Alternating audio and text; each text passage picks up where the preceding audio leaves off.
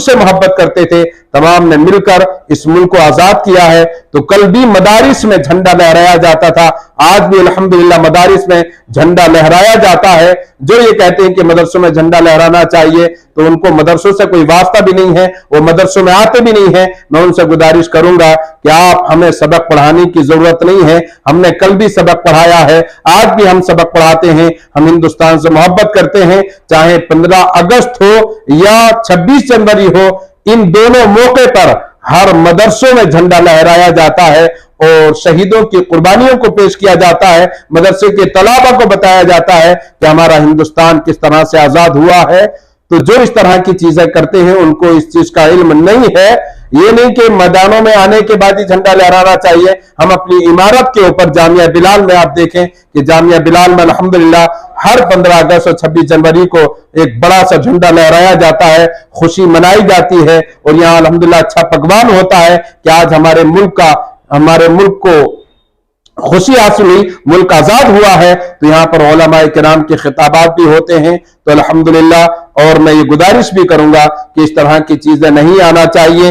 آج جو نفرتوں کا بازار گرم کرنے کی کوششیں کی جا رہی ہیں اس کو ختم کرنا چاہیے۔ یہ ملک سب کا ہے، ہم سب نے اس ملک کو آزاد کیا ہے، بلکہ ہمارا حال تو یہ ہے کہ ہم جس قرآن کو پڑھتے ہیں وہ قرآن منہا خلقناکم وفیہا نعیدکم ومنہا نخرجکم تارۃ اخری۔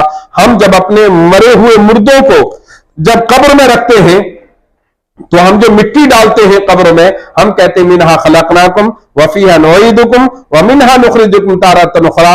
اس کا مطلب یہ ہے کہ ہم کہتے ہیں کہ اللہ تبارک و تعالیٰ نے اسی مٹی سے تجھے پیدا کیا، اسی مٹی سے تجھے اٹھایا جائے گا۔ تو اس مٹی سے پیدا کیا، اسی مٹی میں دفن کیا، اسی مٹی سے اٹھایا جائے گا۔ پتا چلا کہ ہم ہندوستان کی مٹی سے بنے ہیں، ہندوستان کی مٹی میں دفن کیا گیا ہے، اور قیامت کے دن اسی ہندوستان کی مٹی سے ہم اٹھیں گے، کھڑے ہوں گے۔ تو ہم زندہ ہیں تب بھی ملک سے محبت کرتے ہیں، مرنے کے بعد بھی ہندوستان سے محبت کریں گے، اور روز قیامت اسی ہندوستان سے ہم اٹھیں گے۔ ہمارے نبی نے ارشاد فرمایا جس ملک میں رہتے ہو اس ملک سے محبت کرو۔ ہمارے رسول کا فرمان بھی ہمارے نگاہوں کے سامنے ہے۔ تو مسلمان جہاں اپنے مذہب سے پیار کرتا ہے وہیں اپنے ملک سے محبت کرتا ہے۔ جب بھی ضرورت پڑے گی تو مسلمان سپاہی بن کر اس ملک کی طاقت بن کر آگے آئے گا۔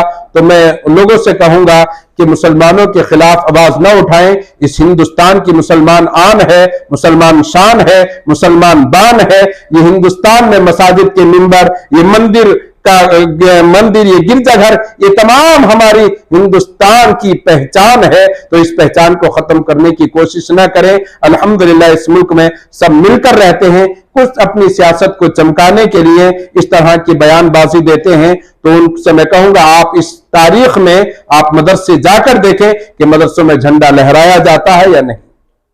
اس کو ختم کرنا چاہیے۔ یہ ملک سب کا ہے، ہم سب نے اس ملک کو آزاد کیا ہے، بلکہ ہمارا حق ہیں وہ قرآن منہا خلقناکم وفیہا نعیدکم ومنہا نخرجکم تارۃ اخری۔ ہم جب اپنے مرے ہوئے مردوں کو کہ ہم کہتے ہیں کہ اللہ تبارک و تعالیٰ نے اسی مٹی سے تجھے پیدا کیا، اسی مٹی سے تجھے اسی مٹی میں دفن کیا، اسی مٹی سے اٹھایا جائے گا۔ پتا چلا کہ ہم ہندوستان کی مٹی سے بنے ہیں، ہندوستان کی مٹی میں دفن کیا گیا ہے، اور قیامت کے دن اسی ہندوستان کی مٹی سے ہم اٹھیں گے، کھڑے ہوں گے۔ تو ہم زندہ ہیں تب بھی ملک سے۔ اس سیاست کو آپ کیسے دیکھیں؟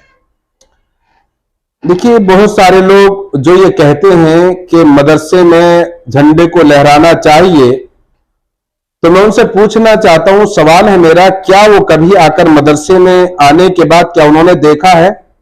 یہ صرف سیاسی جملے ہیں، سیاست کی باتیں کرنا ہے۔